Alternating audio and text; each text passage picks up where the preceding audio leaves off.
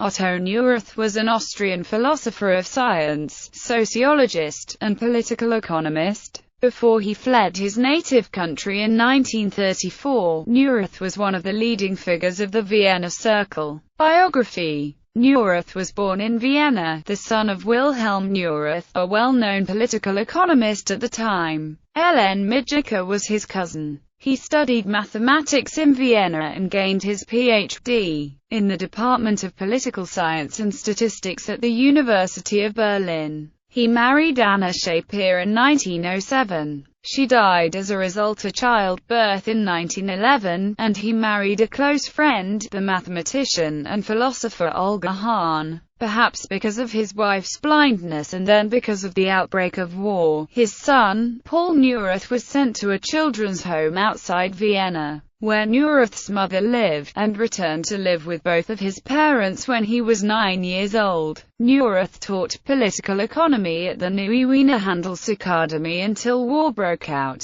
Subsequently he directed the Department of War Economy in the War Ministry. In 1917 or 1918, he became director of the Deutsches Kriegswirtschaftsmuseum at Leipzig. Here he worked with Wolfgang Schumann, known from the Jurabund, for which Neurath had written many articles. During the political crisis which led to the armistice, Schumann urged him to work out a plan for socialization in Saxony. Neurath joined the German Social Democratic Party in 1918-19 and ran an office for central economic planning in Munich. When the Bavarian Soviet Republic was defeated, Neurath was imprisoned but returned to Austria after intervention from the Austrian government. While in prison he wrote Anti-Spengler, a critical attack on Oswald Spengler's Decline of the West. In Red Vienna, he joined the Social Democrats and became secretary of the Austrian Association for Settlements and Small Gardens, a collection of self-help groups that set out to provide housing and garden plots to its members. In 1923, he founded a new museum for housing and city planning called Siedlung Museum. In 1925 he renamed it Gesellschafts- und Wirtschaftsmuseum in Wien and founded an own association for it, in which the Vienna City Administration, the trade unions, the Chamber of Workers and the Bank of Workers became members. Then Mayor Karl Seitz, having acted as first proponent of the association. Julius Tandler, city councillor for welfare and health, served at the first board of the museum together with other prominent social democratic politicians. The museum was provided with exhibition rooms at buildings of the city administration, the most prominent being the People's Hall at the Vienna City Hall. To make the museum understandable for everybody, Neurath worked on graphic design and visual education. With the illustrator Gerd Arndt and with Marie Reidemeister, Neurath created isotype, a symbolic way of representing quantitative information via easily interpretable icons. At international conventions of city planners, Neurath presented and promoted his communication tools. During the 1920s, Neurath also became an ardent logical positivist, and was the main author of the Vienna Circle Manifesto. He was the driving force behind the Unity of Science movement and the International Encyclopedia of Unified Science. During the 1930s, he also began promoting isotype as an international picture language, connecting it both with the adult education movement and with the internationalist passion for new and artificial languages. Although he stressed in talks and correspondence that isotype was not intended to be a standalone language, and was limited in what it could communicate. 1934–40. Exile in the Netherlands. During the Austrian Civil War of 1934, Neurath had been working in Moscow.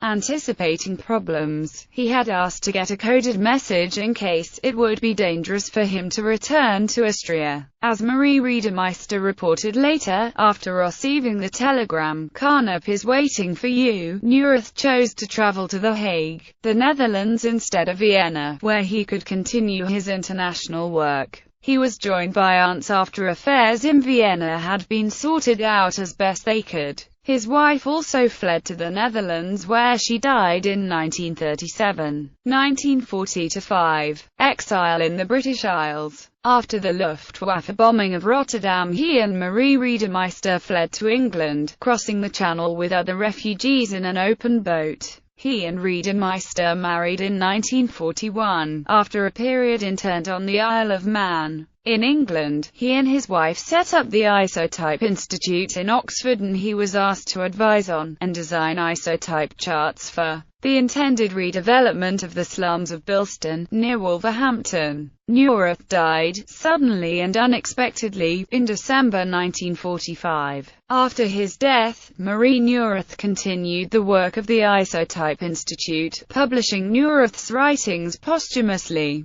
completing projects he had started and writing many children's books using the isotype system, until her death in the 1980s.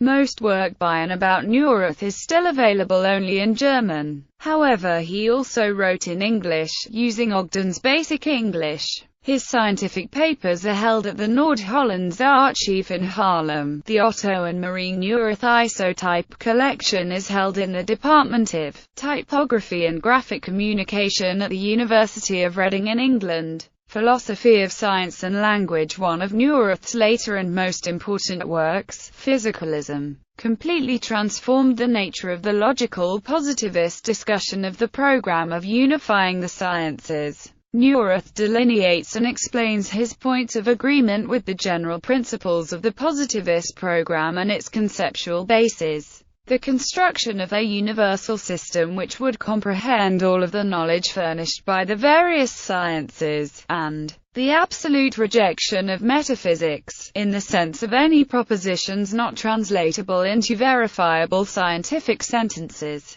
He then rejects the positivist treatment of language in general and, in particular, some of Wittgenstein's early fundamental ideas. First, Neurath rejects isomorphism between language and reality as useless metaphysical speculation, which would call for explaining how words and sentences could represent things in the external world. Instead, Neurath proposed that language and reality coincide, that reality consists in simply the totality of previously verified sentences in the language, and truth of a sentence is about its relationship to the totality of already verified sentences. If a sentence fails to concord with the totality of already verified sentences, then either it should be considered false, or some of that totality's propositions must be modified somehow. He thus views truth as internal coherence of linguistic assertions, rather than anything to do with facts or other entities in the world. Moreover, the criterion of verification is to be applied to the system as a whole and not to single sentences.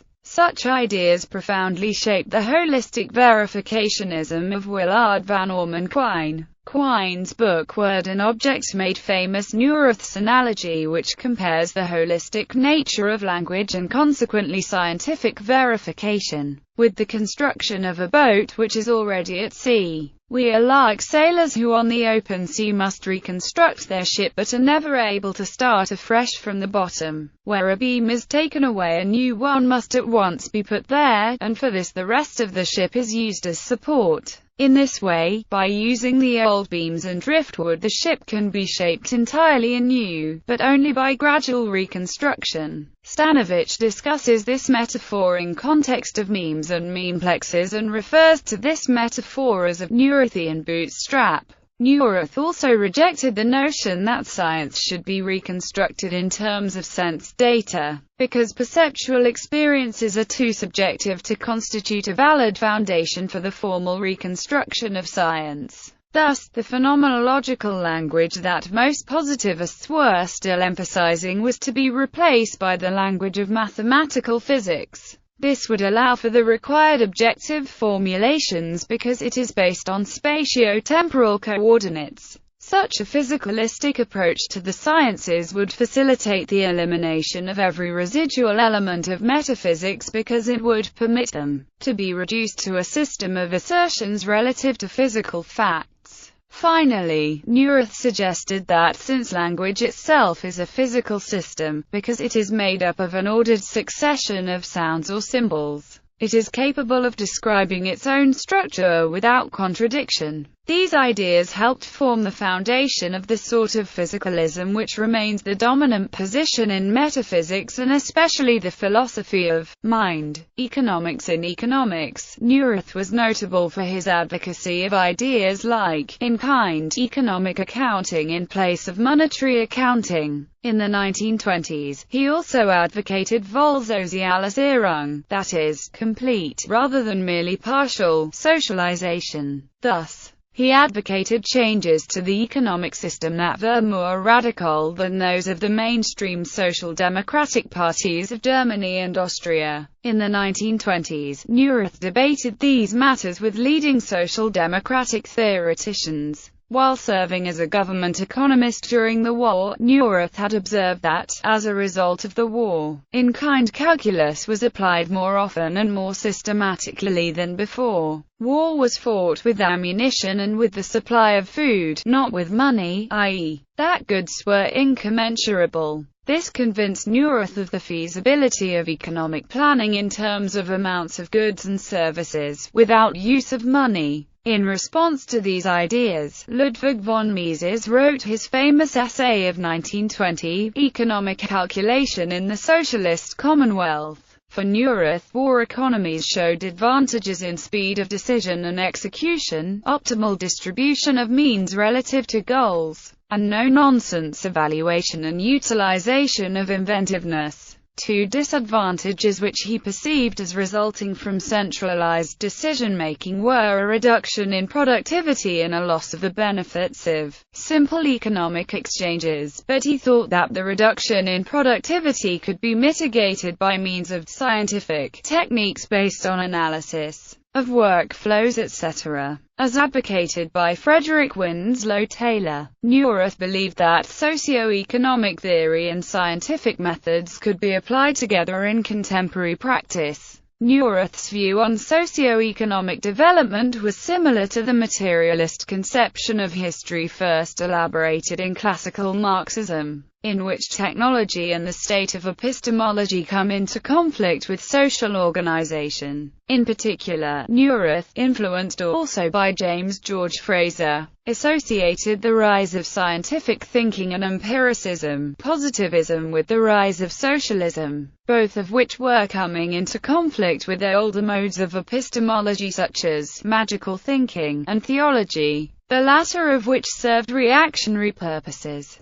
Adherents of the scientific view of the world recognize no authority other than science and reject all forms of metaphysics. Under the socialist phase of history, Neurath predicted that the scientific worldview would become the dominant mode of thought. Publications. Otto Neurath wrote several books and articles. Books, a selection. 1913. Serbian Zerfolger im Balkankriege. Eine wissenschaftliche und soziale Studie. Wien, Manns. 1921. Anti-Spengler. München, GDW. Calway. 1926. Antiquirtschaftsgeschichte. Leipzig, Berlin. B.G. Kleubner. 1928. Lebensgestaltung und Klassenkampf. Berlin. E. Laub. 1933. Einheitswissenschaft und Psychologie. Wien. 1936. International Picture Language, The First Rules of Isotype. London. K. Paul, Trench, Trubner & Co., Limited, 1936. 1937. Basic Biisotype. London. Paul, Trench, Trubner & Co., Limited. 1939. Modern Man in the Making. Alfred A. Knopf. 1944. Foundations of the Social Sciences. University of Chicago Press. 1944. International Encyclopedia of Unified Science. With Rudolf Carnap and Charles W. Morris. University of Chicago Press. 1946. Philosophical Papers, 1913 to 1946. Marie Neurath and Robert Cohen, with Carolyn R. Fawcett, eds. 1973. Empiricism and Sociology. Marie Neurath and Robert Cohen, eds. With a selection of biographical and autobiographical sketches by Popper and Carnap.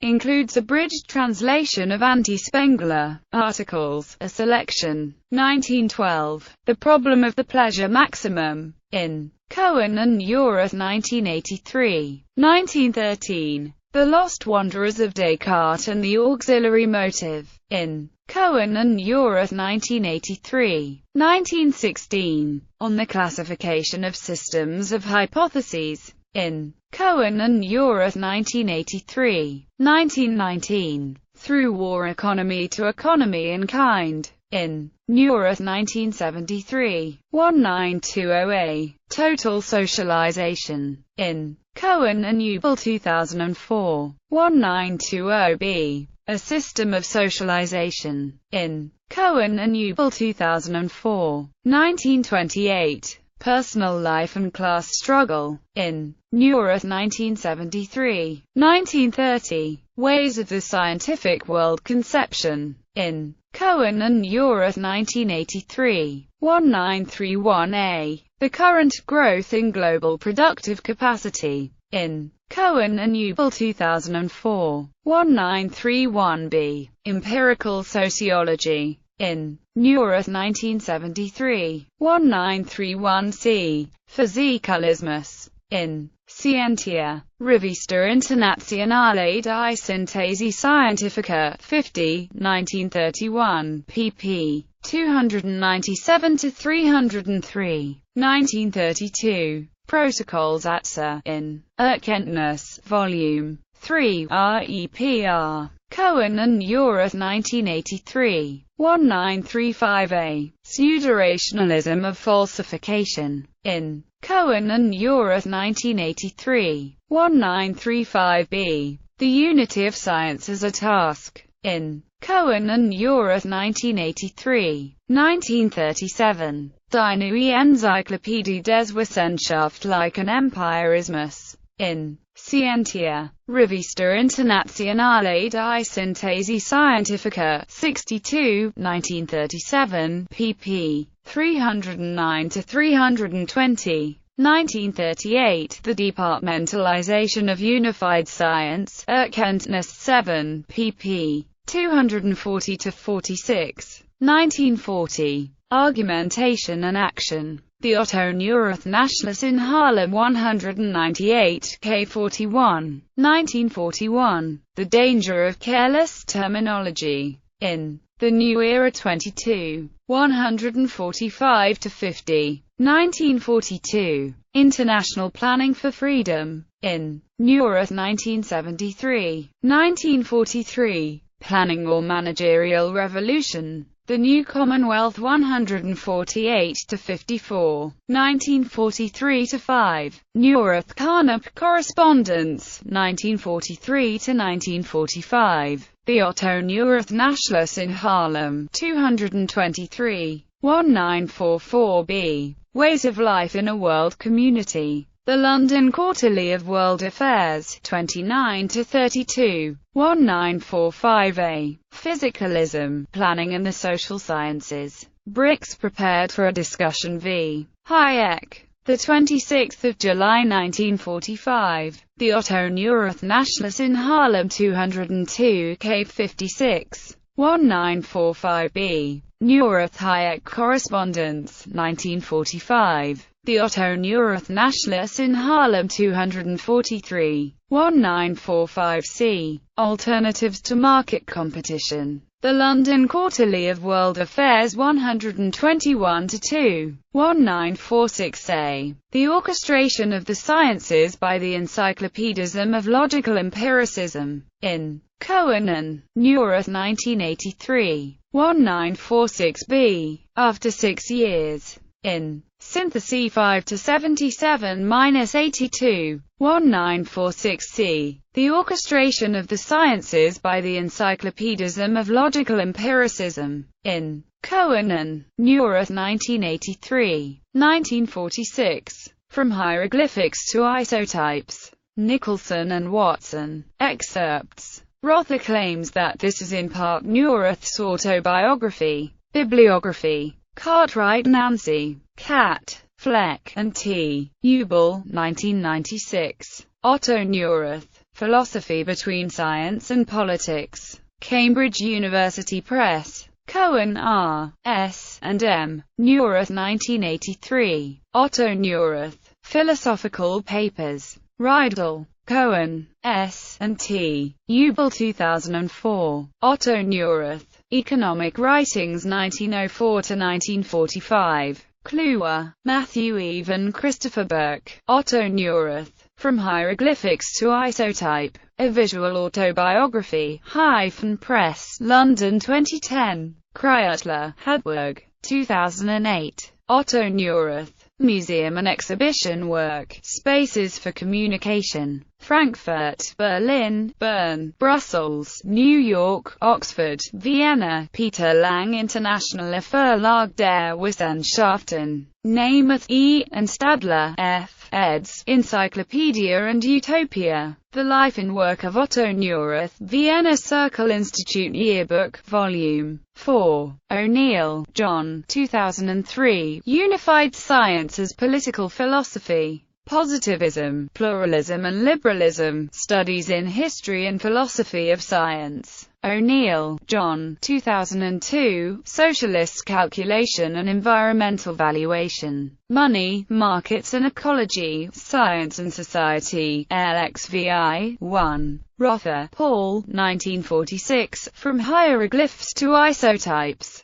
Simmons, John, Pombo, Olga, Torres, Juan Manuel. Otto Neurath and the Unity of Science. Dordrecht, Springer, 2011. ISBN 97894-007-0142-7. Vossorian, Nader, 2008. Otto Neurath, The Language of the Global Polis. Nye publishes. ISBN 978-90-5662-350-0. Sandner, Gunther, 2014. Otto Neurath, Eine politische Biografie. Z. Solny, Vienna. ISBN 978-3-552-05676-3. Danilo Zoller, 1990. Reflexive Epistemology and Social Complexity. The Philosophical Legacy of Otto Neurath, Dordrecht. Kluwer.